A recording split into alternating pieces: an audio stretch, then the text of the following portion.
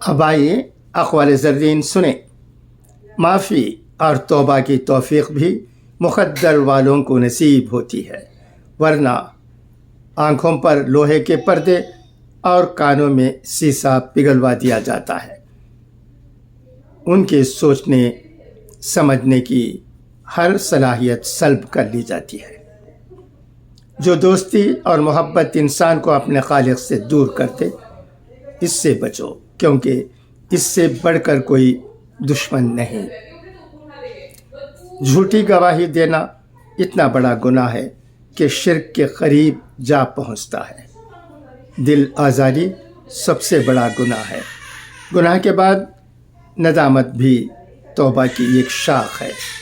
کوئی گناہ کسی کی رضامندی سے حلال نہیں ہوتا۔ اچھا، تو اب اجازت، انشاءاللہ پھر ملاقات ہوگی۔